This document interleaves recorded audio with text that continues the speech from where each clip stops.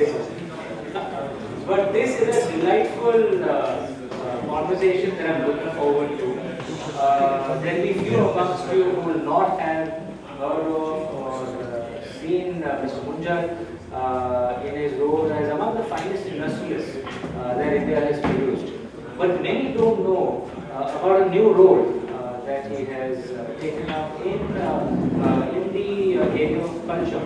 He is also the chairman and founder of the Serendipity Arts Foundation, and it was a fascinating discussion that Manoj and I were having with him in my office above.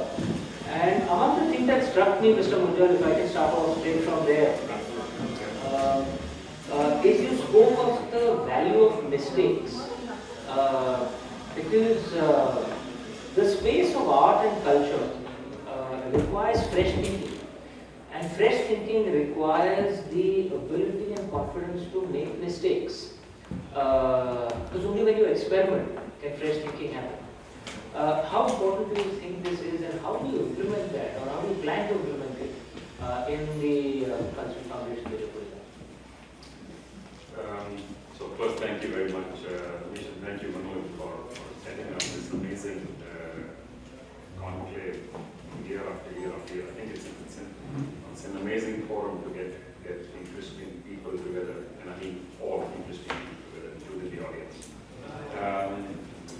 So you touched upon something which I believe is fundamental to our lives, the way we lead them, what we do, and how we actually learn.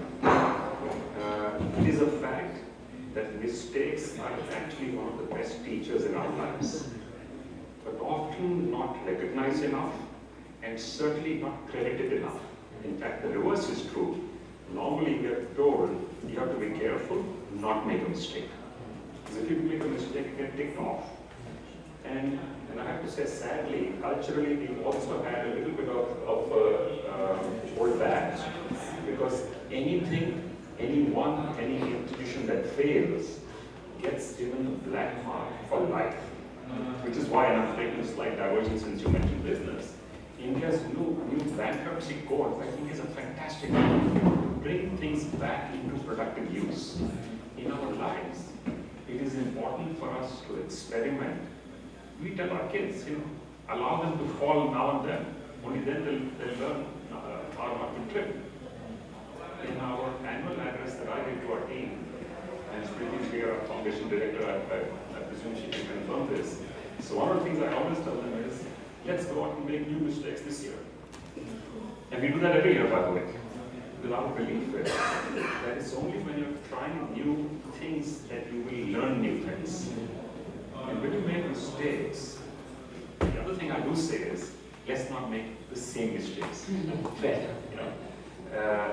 must learn from mistakes, and by the way, it's cheaper to learn from other mistakes. You don't actually have to make them all yourself. So if you keep your eyes, ears, and your mind open, and the last one actually is more important than even your eyes and ears. If you keep your mind open, your ability to absorb and learn is enormous. And if you start applying that in your lives, your capacity to do grows significantly. Since you talked about the foundation, we run a festival every year in Goa called the Serendipity Arts Festival. Before we started, I spoke with some friends of mine as to what kind of a festival we should do. We wanted to bring all the art forms together in one place. And I quoted this earlier, so I can repeat this. A friend of mine, an expert, well acknowledged in the arts, she says to me that you must be careful, you must not do more than 2 projects. I said, certainly, thank you very much. And we did 52 projects. To her full credit, she came and she said, I have to bow my head because I've not seen scale and quality at one place together. What I was trying to tell her is, this is the way of life, actually. The more you grow, the more you learn. So scale has a magical quality that doesn't come without experimentation and trials. And therefore, doesn't come without mistakes. Fascinating insight. And you'll understand why I wanted to begin with this, because the subject that I was asked to cover is actually the concept of public-private partnership in the area of culture. And Mr. Munjal, please feel free to answer carefully if you want on this question. I just want to ask this because when you do public-private partnership, there is a value to mistakes. But to be fair, everyone finds it easy to criticize bureaucrats. But bureaucrats suffer from mistakes. It's the nature of the system, right? How does one balance it? To be, because a bureaucrat, you might make it may not be malfeasance. It's a genuine mistake. Who gets every decision right? And he or she can be pulled up for it 20 years later. How does this work in the public-private space? So first, I'm not a bureaucrat, so I'm not maybe well positioned to answer that, but I deal with lots of them, so I probably can. I want to take you back a little bit in history. If you look at, since we're talking about arts and culture, if you look at how it was practiced, how it was promoted, how it was supported, it was actually the royalty which were the biggest sponsors and supporters. Alongside came the temples, and then the aristocrats. When India turned independent, the government became a major promoter of the arts. Governments worldwide are not the best position to do this. They can do it in partnership. By the way, the point you're making is actually critical, that they do it in partnership. But government cannot by itself be the only promoter of the arts. I think that causes a drag on the system. So the government will have hundreds of priorities, as you will find yourself, because you work in the government system yourself. Now, you're right that for a bureaucrat, they are bound by a set of rules, laws, regulations, and they can be pulled up 20 years later for a decision they made with their best knowledge available at that time, with the best intent. I was a member of the Narasimha Committee, which did the banking reform document in India, financial system reform, for example.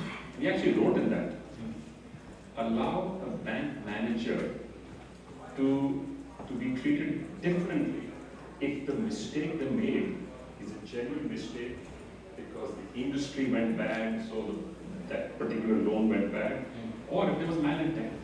You must distinguish between the two. If you can do that, then this problem doesn't exist, by the way.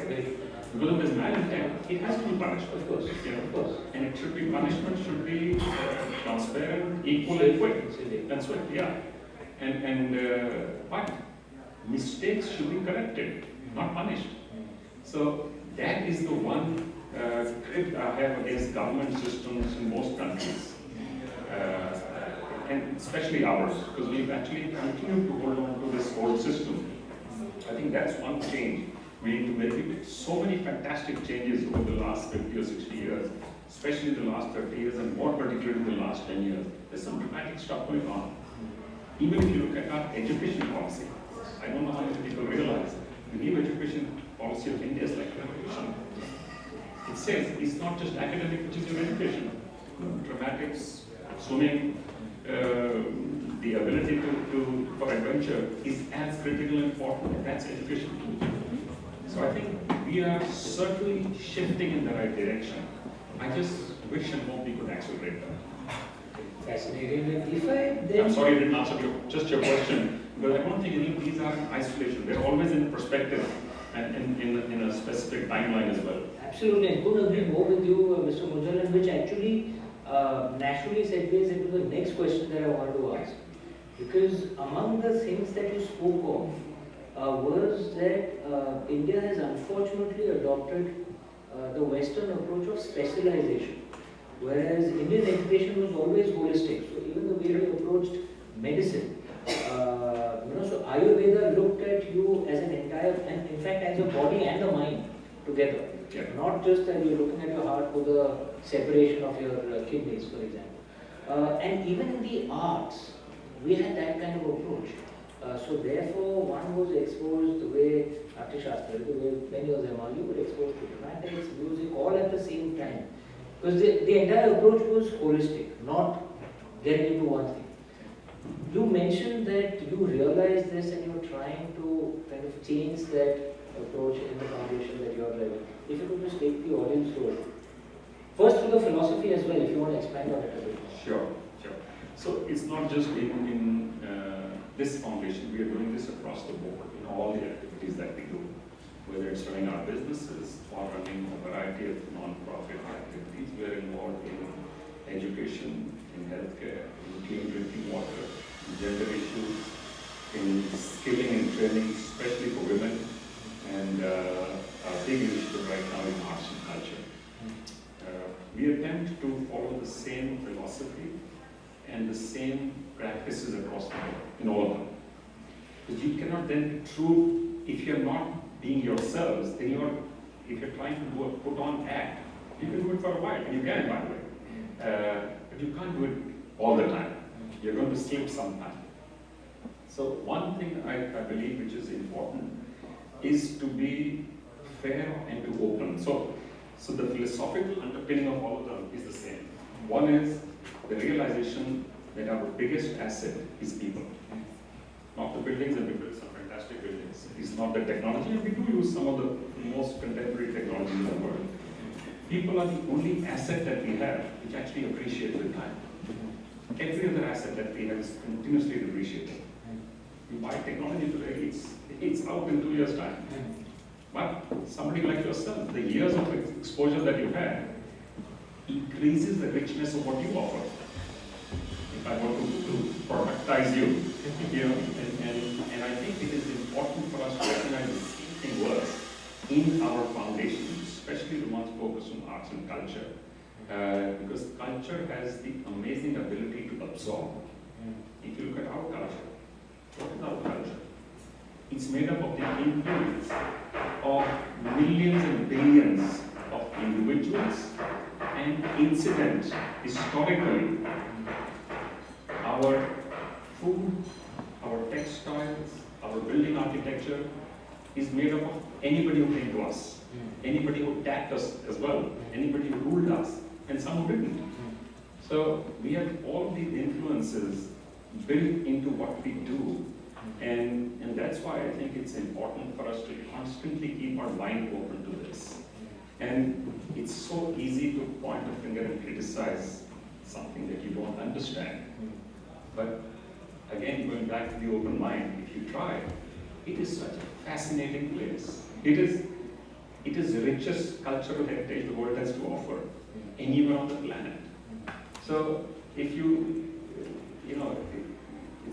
it's going a little bit further, how do you actually encourage this today? How do you ensure that your crafts and your artisanal skills don't die? Because they are declining and dying. Since they're no longer contemporary and they're no longer economically viable. So I'm again stretching the point a little bit. But you can use this made in Kashmir, by the way. This is from Kashmir. Okay? It can be made in Italy, but also there.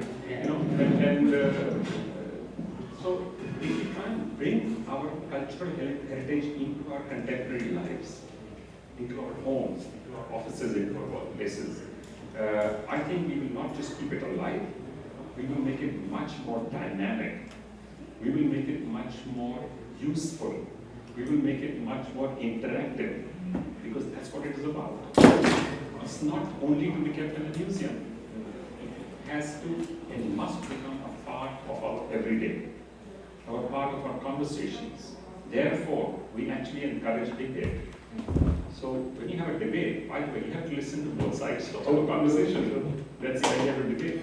So that's the other thing we do, is understand that it's important to be fair. And this is a tough one. The message we give to all our teams, and when I'm saying teams, it's companies or non-profits. It's the same message. Is trying to be fair to all the people all the time. Very easy to say, very difficult to do. I can see Smriti looking seriously and also smiling now, because they hear this from me very often. And I like to repeat the same thing. So just to ensure the message is the same. As you know, it's like you do branding here, or you do branding and packaging of Indian culture and arts. His repetition has a magical quality, as does scale. So we always try and build scale around what we do for impact. Because without scale, you will have impact, but probably on just the few people that you interact with at that point in time. If you have scale, the lasting impact is much more. There's much more inquiry, much more discussion around it. And I think that's important, to be a subject of conversation and discussion without creating bias. If you can do that, this culture has a magical quality. And I think we are blessed and fortunate to have been able to invite. When I have foreign friends come to India, I very often get called by different departments, would you talk to so and so, have lunch or coffee with them. The first thing I tell them is, this is not a country. It's not even a continent. This is civilization actually. And very often, even we don't realize what we do and why we do it, because it is genetic, it's ingrained. And it takes a lifetime, and you just might begin to understand what's going on here. And that's not just true for the people visiting outside, it's equally true for all of us. Therefore, this journey of discovery is the most exciting opportunity on this planet. So, if we continue to push the boundary of what you can discover, there is just so many layers to what we have. It's not just what we are creating today, also what we already have. If we use that and contemporize it, it allows us to do things with much more harmony, to the point you made of our health system being holistic. It's exactly the same. So we've also said that for us it is important as a philosophy to be concerned and to care for our environment in two different ways. You have to tell me if I'm running too long, but I can talk about this for a long time. Please. There's enough time for you. They'll delay this. One is the environment of people and communities around us. I look at the people in this room, they are completely blessed. We live in a country, by the way, which can launch satellites for 36 countries, but we also have 200 million people who are still living in poverty. Yes. So we are blessed. So there is a need for us to reach out and do things for others that they are not able to do for themselves. Therefore, this philanthropy, the art of giving, is not a favor that you do anybody, by the way. It feeds your soul. So even for your own selfish reason, you should do it. The second environment that we focus on is the environment which has come much into conversation over the last 2 decades in the world.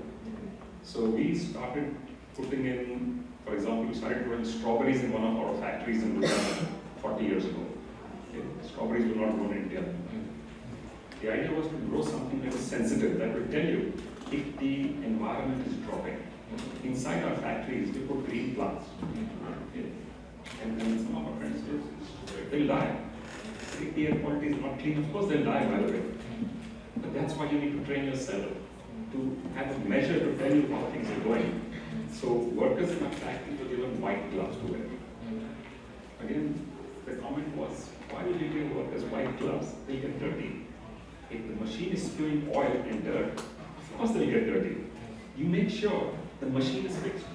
It's not throwing out dirt and oil. So the idea is to be conscious and to preempt. However, not everything can be preempted. So while preempting, you also plan for eventualities. You can foresee something, you can't. Like the COVID incident that we have now. This is a black swan event beyond anybody's imagination. No one could have provided for this. So our philosophy is actually a bit, it is fairly wide. It's across different aspects of our daily lives and what we do on once a year, once in a lifetime kind of things. But it's very simple. The expectation is you practice it every day and you practice it all the time. And then the results will come. Among the things that I learned from speaking to Mr. Munjal is how he practices what our ancient philosophies are in such an easy manner. You say mistakes, don't bother about the results, focus on the work. It's actually a living embodiment of Karmanivadikaraste Mapaleshu Padacharas. Lovely to hear that. And if I could then request you to speak of this as you have used in the area of culture and practice. I was fascinated by what was done in Goa by Serendipity Arts. If you could just take us through that and the lasting impact it's had. Because you don't have a permanent establishment out there, from what I know. And yet it has left a lasting impact in Goa. Take us through that. I've accumulated some of the philosophy. I wrote a book on my father and his brothers. It's called The Making of Hero. So some of this is documented in there as to how it began. And I believe my learning came from them actually. A lot of this learning was things that were being practiced. We saw it when we were growing up firsthand. And it was easy because it was around you all the time. Like in any family, conversation around the dining table, my uncle and my dad, they had a common home, no wall in between. Conversation was about these things. So again, if your mind is open, I guess you can absorb literally anything, the good and the not so good both. Then you have to use your own filters to figure out what you want to keep and not. So at Goa, what we started to do was, we looked at the way the arts are currently being practiced. If you think back again in history, I keep pulling it back in history, but I believe all of this is relevant for us to remember all the time as we create new experiences. Is at before the British came to India, the way the arts were taught and practiced, the big patrons were royalty, then became the temples and other places of different faiths, and the aristocracy. Post the British leaving, and the British came and told us, by the way, this is not the way art's supposed to be practiced. What was happening in India was arts with no barriers. There were no silos in the arts, incidentally. Theatre and music and dance and crafts were taught and practiced together. So somebody who worked in Rajanta, Ellora had to be dancer, a musician, and a sculptor to do that kind of work. Very hard otherwise. I'm not saying it's not possible, it'd be very, very hard otherwise. And the British told us, by the way, this is not the way arts are supposed to be practiced. And they came from the Western sensibility, which was fine for them. The theatre is separate, dance is separate, music is separate. Interestingly, more and more in the world, we are trying to bring interdisciplinarity as a new norm, new form. Whereas this was the norm, this was the way it was. So that's one gap we found.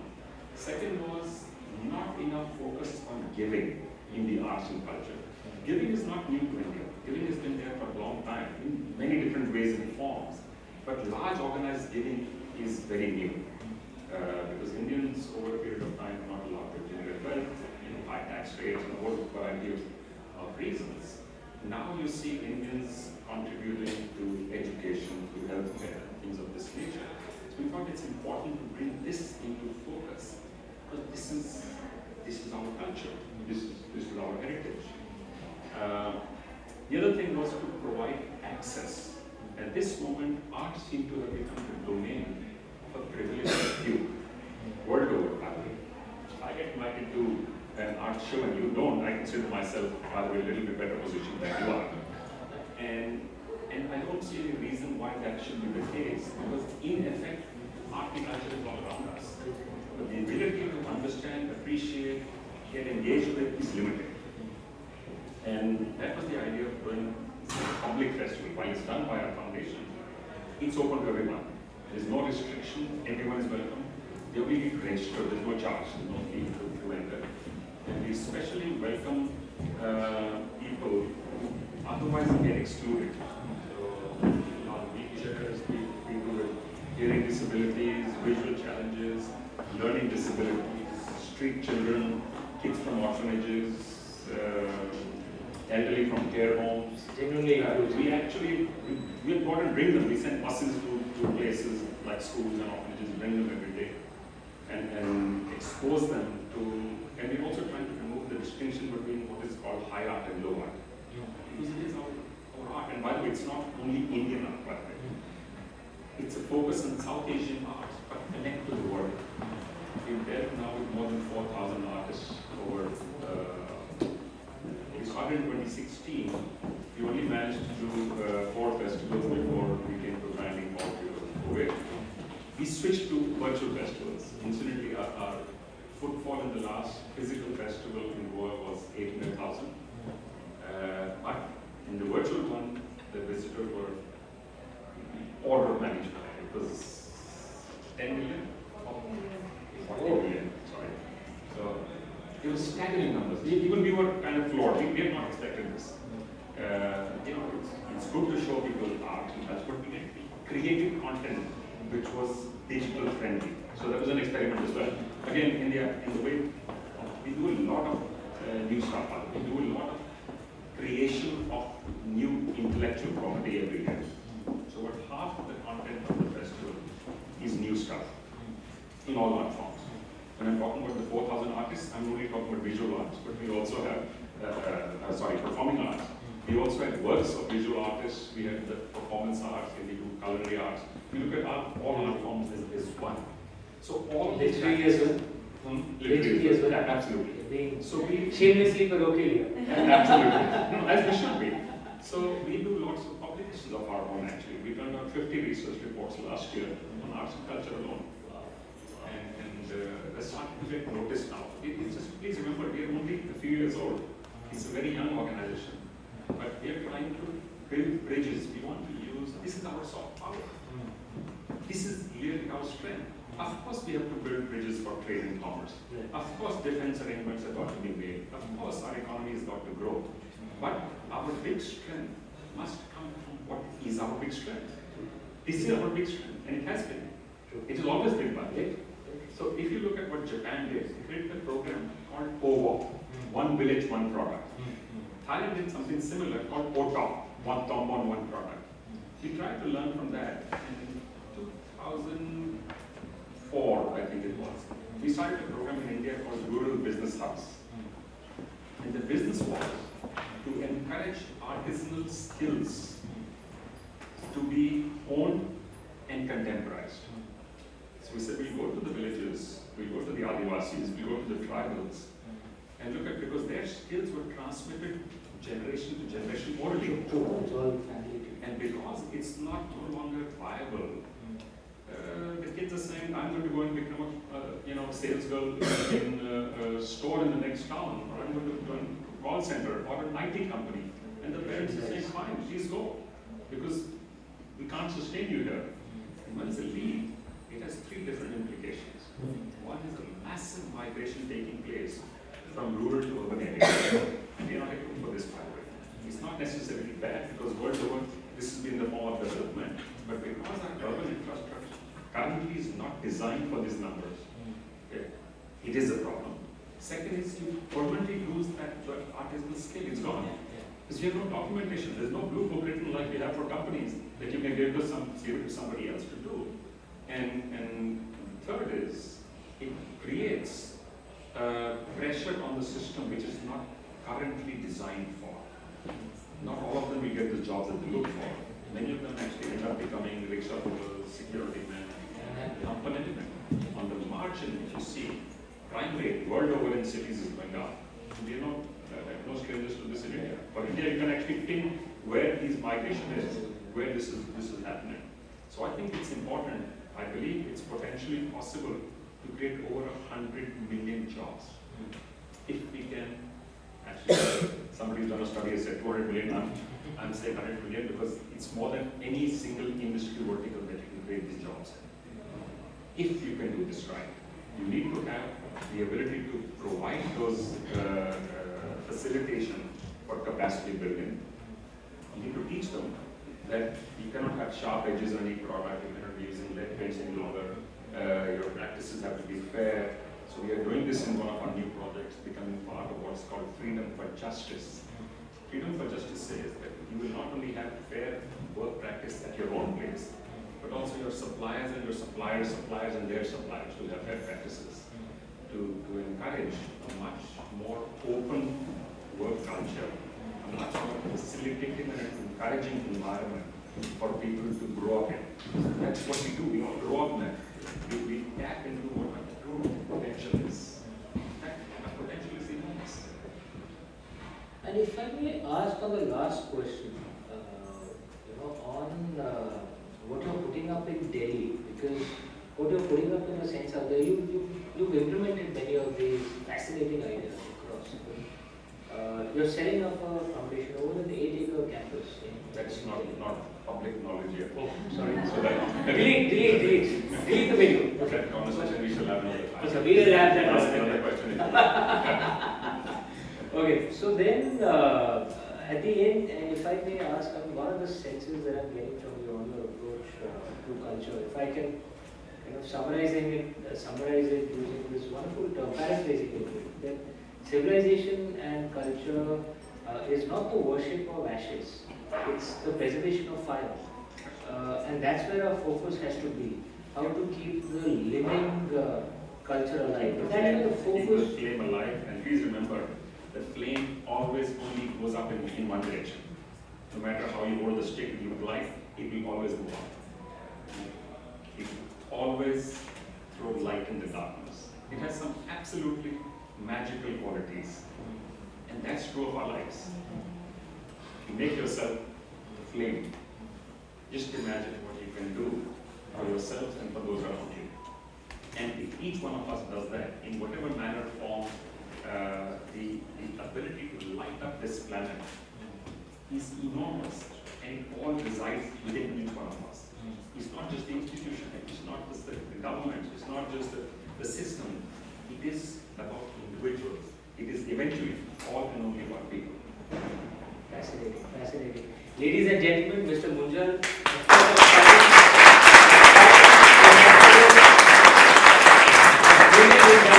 Chairman and founder of the Serendipity Arts Foundation, but that is very clear through this interaction. Also a brilliant philosopher.